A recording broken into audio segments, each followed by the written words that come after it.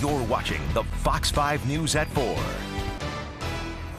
The 5th annual Blue Water Film Festival kicks off in San Diego this week. The 4-day event showcases features, shorts, and animated films from environmental storytellers. So take a look.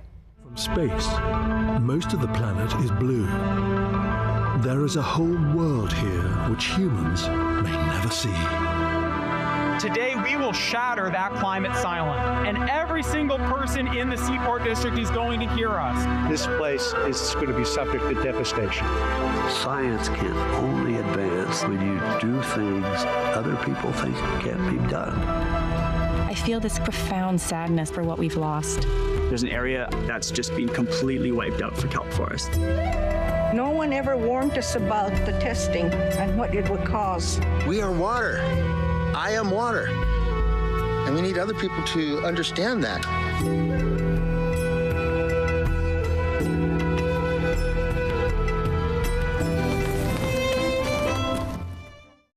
And joining us now to talk more about this film festival is Greg Reitman, the founder of the Blue Water Film Festival. Thank you so much for joining us here at Fox 5 once again.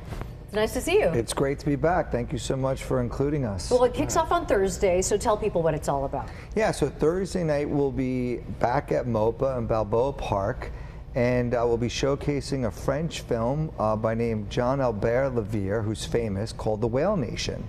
And the French consulate, Julie Bedos, is coming down to do the opening remarks.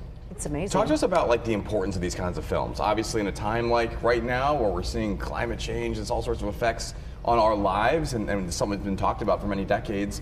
Why do these films matter so much? We're not going to get political. Okay. I want to keep it clean. All I can say is the following. I think that cinema is a great way for people to gather, to learn, become educated.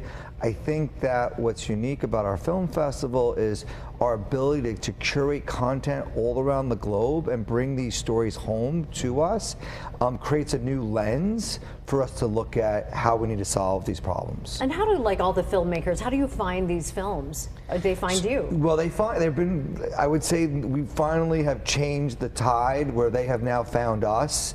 You know, I mean, in the initial years, we worked with Nat Geo, which was very helpful in terms of getting our brand and getting our festival out there. But I would definitely say now around the world, whether it's Iceland, Lithuania, Australia, Japan, they're coming, and when they're more excited, I said this year than I've seen before.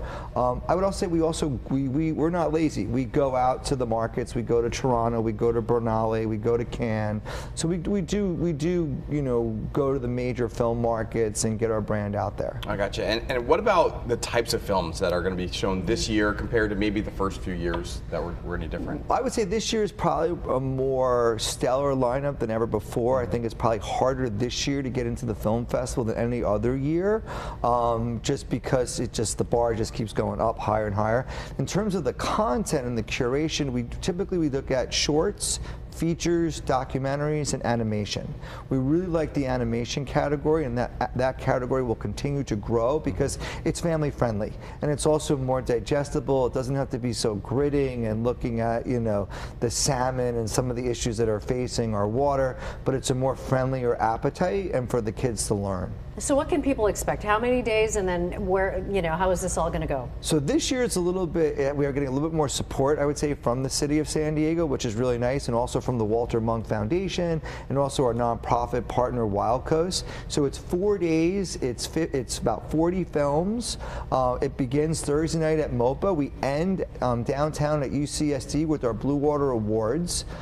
In terms of our footprint, we'll be showcasing at the Encinitas Public Library. We'll be showcasing at the La Jolla Ryford Public Library.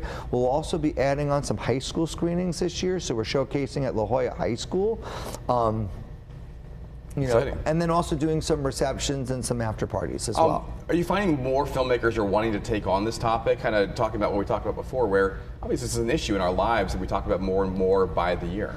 I would say this. I think that what's really interesting, the ones that are interested in this conversation are more engaged than I've ever seen before.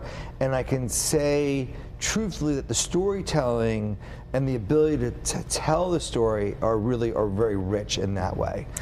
which is so it's not like a dry documentary where you're sitting there, you're like, okay, is this over yet? You know. But storytelling and consciousness all at the same time. Yeah, and it's also, you know, I would say this. I mean, I'll share a little bit like what's really cool about our lineup. Like for example, we have 4 films from Austria, we have 6 films from France. Last year, England was the big country. This year, France has showed up, which is really surprising just to see who's really gravitating. But the one film that I really love is called Orca, Black and White Gold. It'll play Friday night. It's a free screening at La Jolla High School. We're really making it available to the community. It holds about 300 people. And I think what's really unique about that particular story is that, 1, it deals with activism, 2, it deals directly with Putin and the release of the orcas, and I'll just say how they're able to get Putin to bend his knee, which for us, we think that's impossible. Yeah. He actually, you know, you learn, you know, in terms, even within the inner dynamics of environmentalism, of, you know, a strong, you know, particular leader, and he's even loves the whales. I thought we weren't getting political here. Before we go, Greg, talk to us about actionable education, okay? Because you're talking about these are educational. You can have a snooze fest and an educational film at any point that we've seen in our, you know, in our lives. But correct. Obviously, the quality here is really, really high. So, does this inspire a lot of people? Do you have stories of people who have been inspired to take action? So.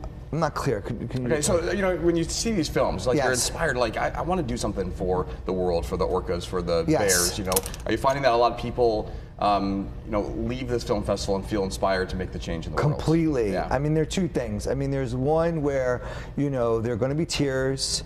There's going to be, you know, moms and dads are going to become more aware. The kids are going to come home and ask more intelligent questions. We know that's going to happen.